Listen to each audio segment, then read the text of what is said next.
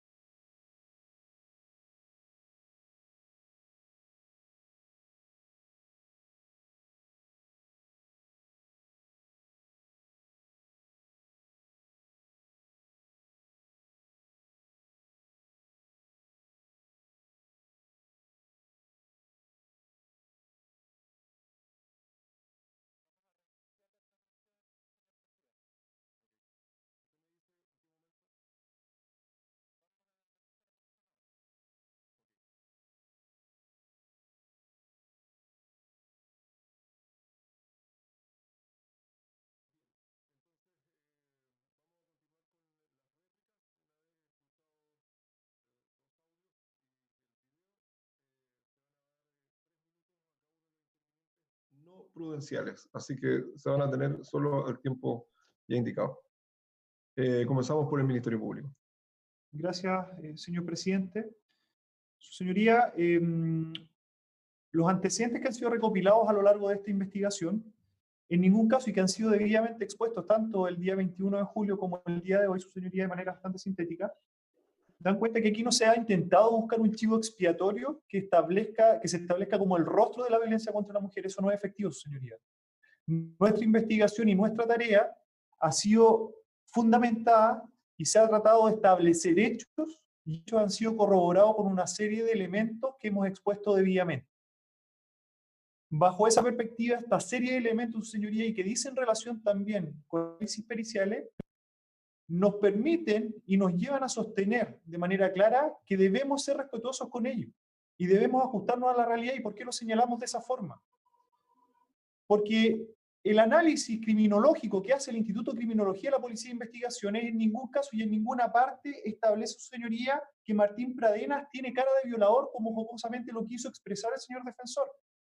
Al contrario, su señoría, lo que establece ese informe pericial, al hacer una vinculación de cada uno de los casos, es que existe una agresión con características únicas en la totalidad de los delitos investigados, los modos de operar se repiten, y eso, su señoría, incluso se puede apreciar cuando relatamos los hechos y hacemos una comparación de lo que señalan las víctimas, no solamente sus denuncias, sino que cómo lo corroboraron en las distintas etapas en que fueron declarando en la investigación.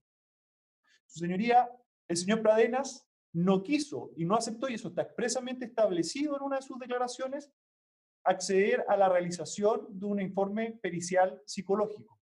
No existe ese informe, su señoría, tal como, al contrario de como lo quiere expresar. En cuanto, su señoría, al hecho número 4, y cuando el señor defensor se refiere a los aspectos que se incorporaron del hospital con los aspectos que se incorporaron con la fotografía. Señoría, poner a la víctima en el centro de la investigación, en el centro de las alegaciones, son alegaciones estereotipadas y no existe otra palabra. Y bajo esa perspectiva, por el hecho de que se haya sacado una foto, ¿significa que no es verdad lo que está diciendo?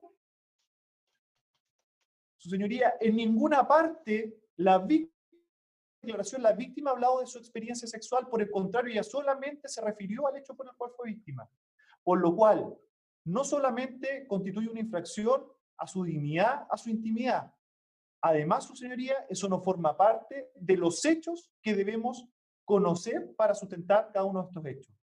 Su señoría, la defensa no ha hecho alegaciones, no ha contradicho ninguno de los fundamentos fácticos que ha establecido el Ministerio Público para sustentar su pretensión cautelar. Y es por ello, su señoría, que solicitamos se decrete la prisión preventiva, ratificando además, su señoría, otro hecho. Consuelo Uribe sí entregó su teléfono y sí fue peritado, a contrario de como lo señaló la defensa.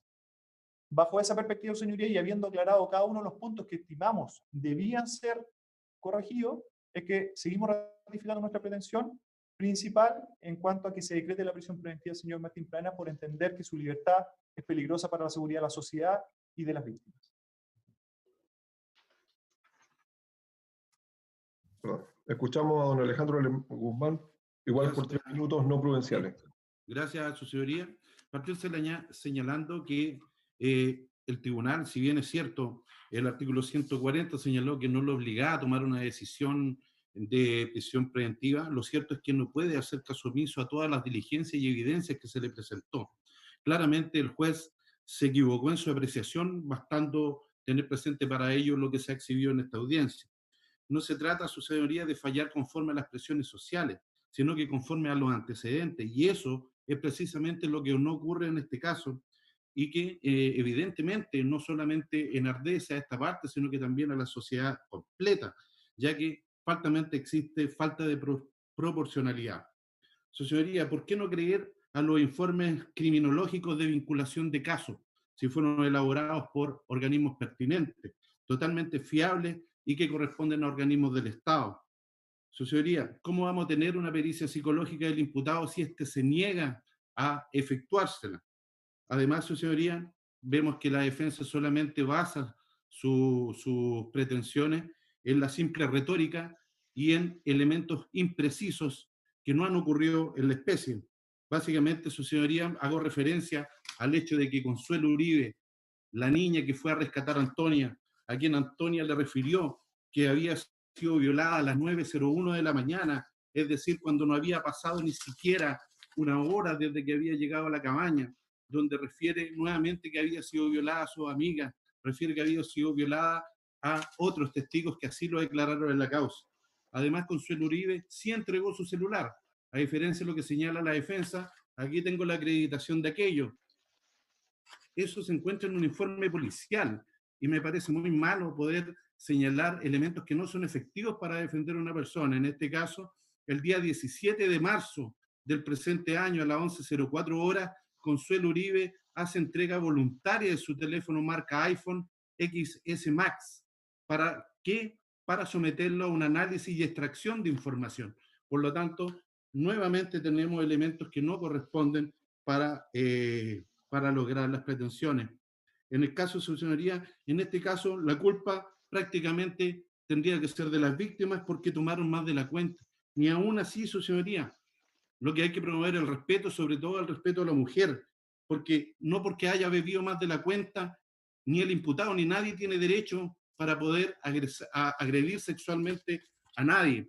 Lo antes y después, respecto del video que hace alusión la defensa, no quita la agresión sexual que sufre Antonia en el rincón de ese jardín del supermercado. La defensa señala que poco menos que el imputado es la víctima. Aquí las víctimas son 5 mujeres que fueron agredidas por el imputado no es ninguna víctima. Y además su señoría dice, el imputado no fue el que prendió la mecha. Se olvida, parece, de que es el propio imputado quien se jacta de la relación que tuvo con Antonia, y él, a través de Miguel Molina, con Carla Pinedo, hacen llevar esta información a Rodrigo Canario, que es la persona que graba el último audio y que es la ex pareja de hace más de un mes y medio a la fecha de los hechos, que le provoca que le pida explicaciones, y a raíz de eso se genera toda esta batadora de situación que termina lamentablemente con la muerte de Antonia Barra Parra. Cabe señalar, su señoría, que el jactancioso, los videos quedaron patentes sobre la situación vivida por Antonia respecto al abuso sexual.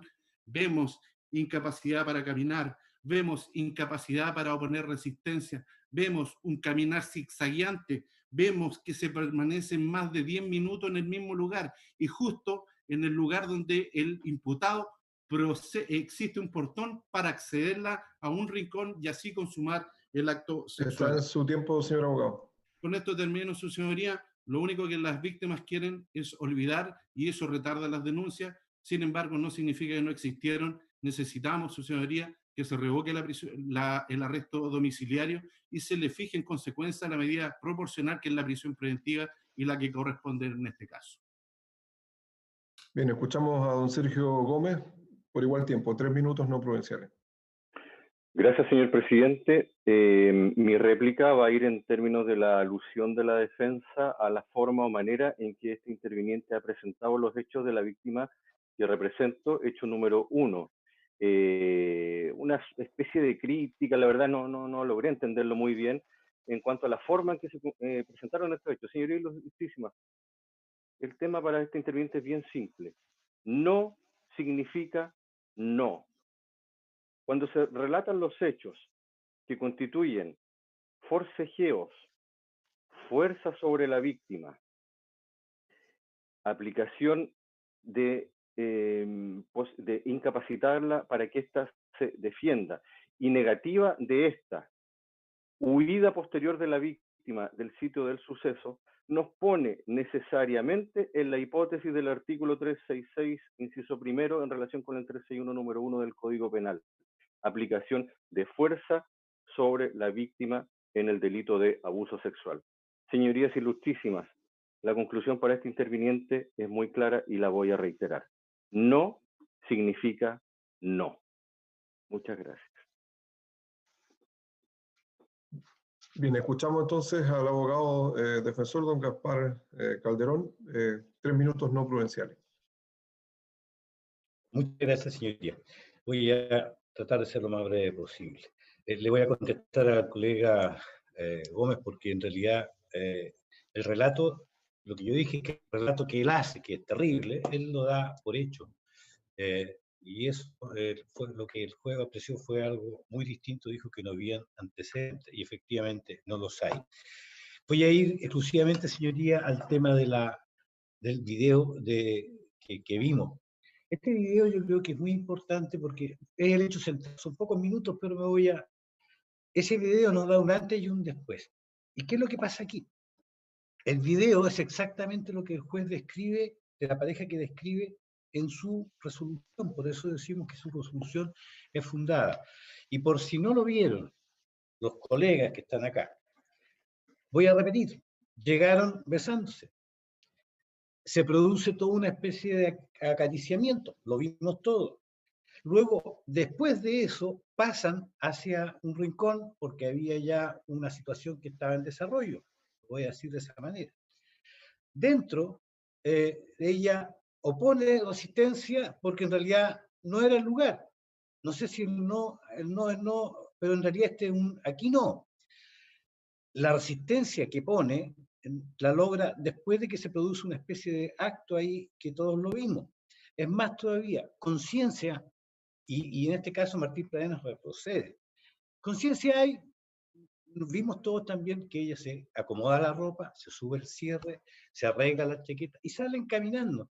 Y después de eso vuelven a acariciarse. Señoría, eso para mi gusto es conciencia. Se está consciente de lo que se está haciendo. Podrá estar muy borracho una persona, pero hay conciencia de lo que se está haciendo. Por último, en cuanto a la y lo puso de tal manera que Martín Pradena cesa, aun cuando me queda la duda, si el acto este que vimos, que la verdad es que es muy estable, porque no es propio el lugar, todo lo demás, pero yo creo que es porque se ve la mano del guardia que toca las latas y asusta a las dos personas que estaban ahí, y por eso se van, todo cesa. Es más, todavía, señoría, capacidad de oponer resistencia, no solo había capacidad, también había oportunidad. Al menos 3 personas estaban ahí. Estaba el guardia, señor guardia, me están violando, señor guardia, me están abusando. Pasó una señora antes, una mujer, no pasó nada, los queda mirando. Y por último, ellos van detrás de otra persona que también estaba en posición de ayudarla. ¿Esto qué me indica, señorías? Me indica algo muy claro. Esto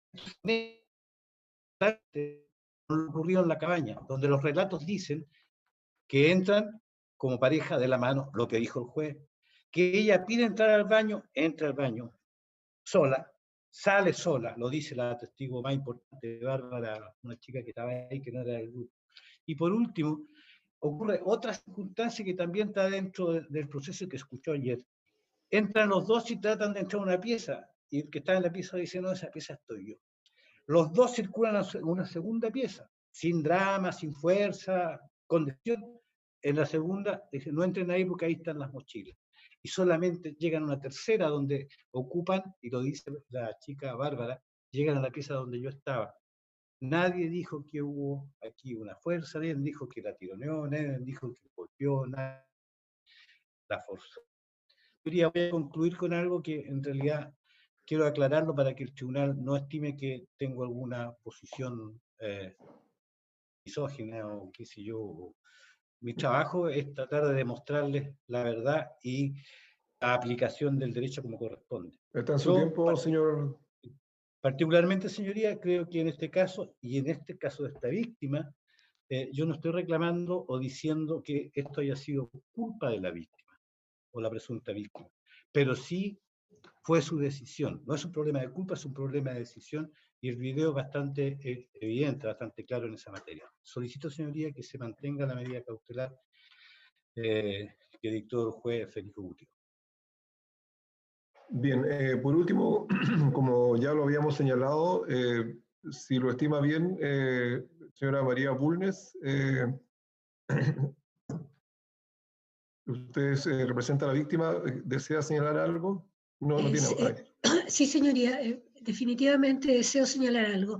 Y con la venia voy a decirlo muy brevemente. Sí, bien. Yo represento a la víctima del hecho número que ha sido particularmente denostada tanto por el abogado defensor, diciendo que estaba en tal, que se contradice en primero habría tenido dudas, habría expresado dudas de quién había sido su agresor, y luego habría dicho que era Martín Pradena. Esto es un hecho evidente de confusión de la señora. Y efectivamente estaba en tal estado de intoxicación alcohólica que evidentemente entramos dentro de la hipótesis del número 2 del artículo 361, cuando la víctima se halla privada de sentido o cuando se aprovecha su incapacidad para oponerse. Estamos clarísimos que eso es lo que ocurrió, y en este sentido lamento amargamente toda la actitud misógina y de echarle la culpa a la víctima por haberse puesto en una situación de riesgo. No es el problema del riesgo, el problema es que estando una persona incapacitada para decidir sobre su indemnidad física o sexual, evidentemente es un hecho que agrava la pena y agrava el delito. Es una actitud en todos los 5 casos que se han imputado tan seriamente por la Fiscalía, vemos el mismo procedimiento por parte del imputado. Vemos que aprovecha la debilidad o la incapacidad temporal de su víctima y su posición de fuerza para proceder. Pero además quiero decir 2 cosas que me parecen importantes y a las que no se ha referido nadie en este momento. Seguramente porque estamos hablando de la medida cautelar y no de las restantes apelaciones. Pero el juez ha mostrado una actitud parcial frente a este caso, acogiendo a priori, sin la debida investigación, las excepciones de prescripción de 2 delitos, vulnerando directamente la norma del artículo 96 sobre la suspensión de la prescripción, no investigando si el imputado estuvo fuera del país para poder contar los plazos de prescripción, que es una diligencia obvia, y no esperando a que se establezca por los medios de prueba legal si existió o no existió el delito que interrumpe la prescripción. Esto, si bien no tiene relación directa con el hecho que estamos, con la apelación que nos motiva, sí tiene una relación con la actitud del juez en este caso. Y además el juez, y esto es algo que tampoco se ha dicho y por lo tanto me interesa pronunciarlo, el juez no ha atendido una cuestión que establece derechamente el artículo 140 en su letra C, cuando atiende a las circunstancias del delito y a lo que se estima como peligroso para la sociedad. Y que no ha tomado en cuenta el artículo 69 del Código Penal respecto de la extensión del daño. La extensión del daño en los delitos sexuales es tan extrema que existe una convención internacional ratificada por Chile en 1996, en noviembre de 1996, que había entrado en vigencia el año anterior, respecto de la violencia, y no voy a citar el articulado, sino las consideraciones, y dice, afirmando que la violencia contra la mujer constituye una violación de los derechos humanos y las libertades fundamentales y limita total o parcialmente a la mujer el reconocimiento, goce y ejercicio de tales derechos y libertades. Y sigue, preocupados porque la violencia contra la mujer es una ofensa a la dignidad humana y a una manifestación de las relaciones de poder, históricamente desiguales entre mujeres y hombres. Estamos hablando de un delito que está dentro de los párrafos del Código, no de un delito, de 5 delitos, de 5 víctimas, 6 delitos y 5 víctimas, de delitos que están dentro del párrafo del Código Penal que atenta sobre el orden de las familias y sobre la integridad sexual. Estos son delitos que afectan a la sociedad completa, que determinan una forma de relación social que no es tolerable, que no es tolerable ni ahora, ni lo fue nunca, aunque se ocultara en los años pasados, como se ocultaba. Tenemos que recordar también que el Tratado de Roma establece como un delito de lesa humanidad la violación. O sea, estamos en delitos que son de una gravedad extrema. Y eso es un antecedente que no puede minimizar el abogado defensor, que no puede dejar de considerar un juez, porque la ley obliga a los jueces. Y el juez curiosamente dijo que él iba a resolver conforme a derecho y no conforme a la emocionalidad. Efectivamente, los jueces y ustedes como Corte de Apelaciones, como juez superior, como Corte de Alzada, tienen que hacer efectiva la ley, exclusivamente la ley. Y la ley está, como digo, está clarísima respecto de la gravedad extrema del delito, independientemente además del hecho concreto de que ya el imputado y su círculo cercano han buscado esconder pruebas. La destrucción del celular es un hecho, el borrar archivos de su computador es un hecho, y las declaraciones zigzagueantes de sus cercanos también son hechos. Y por otro lado, el peligro de fuga con el que ha hecho ludibrio el abogado de la defensa, diciendo pudo haberse ido, tenía Argentina, tenía Miami. Y todo lo que hemos escuchado de la defensa es minimizar la gravedad de los hechos que se imputan, la gravedad de los antecedentes que ha expuesto brillantemente el señor fiscal y la gravedad de la situación que estamos examinando en este momento. Mi representada presentó querella, el efecto en su vida, la extensión del daño, no solamente en el caso de Antonia Barra, que llega a la muerte, también en el caso de ella, porque determina la vida futura de la mujer el abuso sexual. Es toda la vida futura. Nunca una mujer olvida la agresión sexual que se cometió con ella. Nunca, jamás una mujer puede, en sus relaciones con terceros, con otros hombres, en el futuro.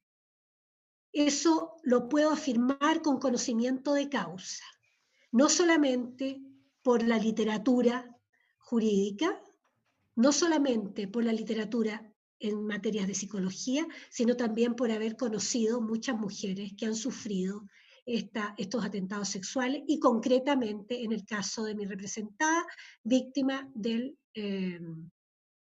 hecho número 4.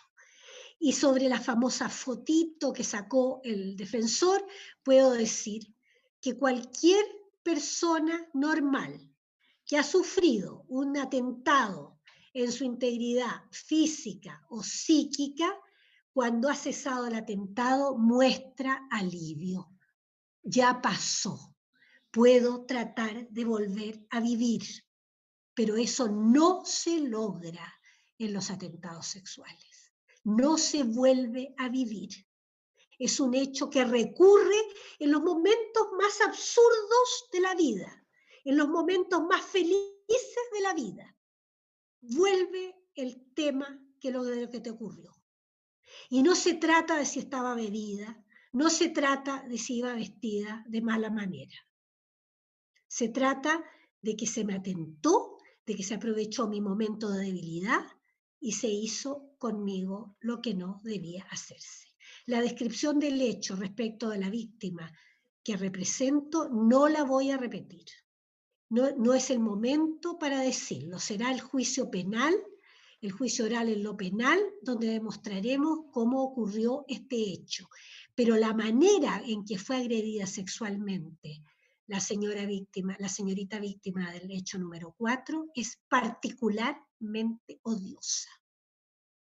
La reservo además porque esta es una audiencia que está siendo publicitada y no tengo por qué aumentar el daño de ella con que se sepa la manera como la agredieron. Agradezco a la Corte que me haya escuchado, porque como digo, a la fecha en que se interpusieron estos recursos, mi parte tenía solamente la calidad de víctima y espero que ya hoy día sea proveída su querella y podamos tener la plena capacidad, la plena personería como intervinientes en este juicio como parte querellante. Y solicito y me adhiero a lo que han dicho todos mis predecesores respecto, digamos, de representantes de las víctimas, que la única medida proporcional a la gravedad de los hechos y a la certeza de la investigación y a la seguridad de los ofendidos y de la sociedad completa es la medida de privación de libertad, o sea, de libertad que se ha pedido en conformidad a lo que dispone el artículo 140 del Código Procesal Penal.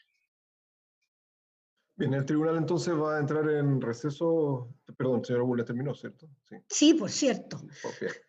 Sí, bien, el tribunal va a entrar en receso. Mejor vamos a fijar una hora. No, ya, con seguridad a las 13:15 horas va a estar la resolución, así que a las 13:15 horas nos volvemos a conectar. Perdón, señoría, ¿va a ser en audiencia?